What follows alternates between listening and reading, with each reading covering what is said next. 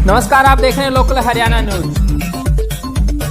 हरियाणा में निकाय चुनावों की घोषणा के साथ ही गठबंधन सरकार में दरार पड़ने लग गई है। जब से बीजेपी ने अलग अपने दम पर चुनाव लड़ने की बात कही, तब से उप मुख्यमंत्री दुष्यंत चौटाला किसी भी सार्वजनिक कार्यक्रम में नजर नहीं आ रहे। वैसे जेजेपी ने तो निकाय चुनाव गठबंधन में ही लड़ने की घोषणा की थी, लेकिन बीजेपी ने अपनी सरकार में साझेदार पार्टी को तगड़ा झटका देते हुए अकेले अपने दम पर चुनाव लड़ने की घोषणा कर दी। भाजपा ने गठबंधन सरकार के बावजूद अकेले चुनाव लड़ने की घोषणा से सभी को चौंका भी दिया था। बीजेपी ने निकाय चुनाव अकेले लड़ने की घोषणा के साथ ही उप मुख्यमंत्री के ओएसडी कमलेश भोदू को भी पंचायत विभाग से हटा दिया है। अब लोगों के बीच ये चर्चा बन गई है कि हरियाणा में बीजेपी जेजेपी का गठबंधन ज़्यादा लंबे समय तक नहीं चलने वाला। लोगों के बीच चर्चा है कि अब निकाय चुनाव के बाद हरियाणा में बीजेपी जेजेपी का गठबंधन टूट जाएगा। साथ ही लोगों के मन में ये भी एक शंका है कि क्या इस गठबंधन के टूटने के बाद हरियाणा में मनोहर लाल खट्टर की सरकार भी गिर जाएगी। तो यहाँ आपको बता दें कि हरियाणा में 90 विधानसभा सीट हैं, जिसमें से बीजेपी के 40 विधायक हैं। 7 निर्दलियों का समर्थन बीजेपी को हासिल है तथा जेजेपी के 10 विधायक। यदि बीजेपी जेजेपी से गठबंधन तोड़ती है तो भी निर्दलियों के सहारे भाजपा सरकार बचाने में कामयाब हो जाएगी। हरियाणा में 90 विधानसभा सीटें तथा बहुमत के लिए 40 विधायकों का समर्थन आवश्यक है।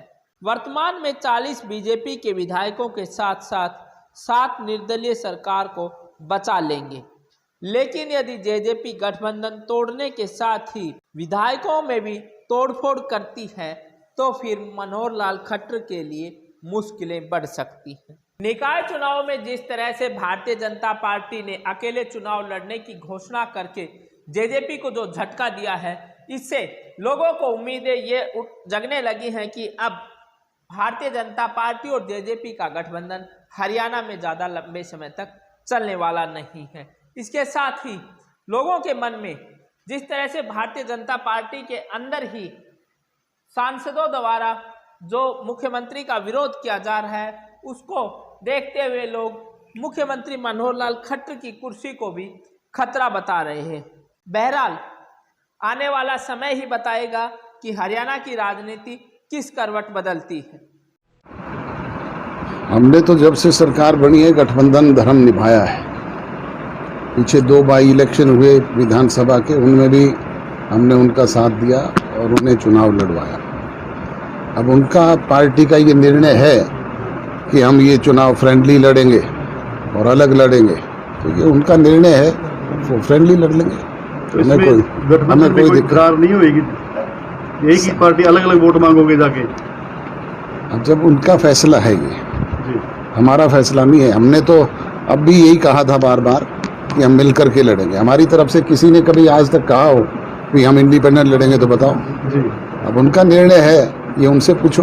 तो ये गठबंधन की जो परंपरा है कि इसके खिलाफ निर्णय नहीं लिया गया कल बीजेपी द्वारा। अब ये बात उनसे पूछो ना, मुझसे क्यों पूछ रहे हो आप? जी, तो जेजेपी सिंबल पे चुनाव लड़ेगी? बिल्कुल लड़ेंगे। तो मेन मुद्दे क्या रहेंगे? शहरी निकाय के चुनाव शहर के स्थानीय मुद्दों पे ही लड़े जाते हैं, उन्हीं के मुद्दों पे लड़ेंगे। जिसे कल मीटिंग में था, चौधरी वीरेंद्र सिंह ने कहा था कि चुनाव बीजेपी को अकेले में लड़ना चाहिए, जबकि सहयोगी पार्टी जेजेपी है। तो वो पहले तो मीटिंग में ऐसी प्लेटफॉर्म पे बातचीत नहीं वो उनको उचाना प्लेटफॉर्म पे पता लग जाएगा। वहाँ बहुत बड़ी स्टेटमेंट आ रही है कि जो 50,000 से हारने वाले वो हमें राजनीति सिखा रहे हैं, आपकी बेटी की तरफ से ध्यान से। तो मैं कह रहा हूँ ना, वो उचाना के प्लेटफॉर्म पे और देख लेंगे, अपना आधार आजमा लेंगे। तो इसे गठबंधन के बाद जैसे दोनों पार्टियां अलग अलग चुनाव लड़ेंगी थी, तो लाजमी है कि अलग अलग बयान जाएंगे, अलग अलग एक दूसरे की कहा जाएगा, तो वो गठबंधन के धर्म जब आमने सामने लड़ते हैं तो फिर वैसा ही होता है। तो आगे आपकी भविष्य में क्या तैयारियां जी? जैसे आप अलग अलग हो गया तो भविष्य में भी अलग अलग हो जाएंगे, तो बोलेंगे भाई हम अलग लड़ेंगे। अलग लड़ लेंगे तो क्या दिक्कत है, पहले नहीं लड़े अलग। तो जेजेपी का फोकस सभी 90 हल्कों में रहेगा। बिल्कुल बिल्कुल।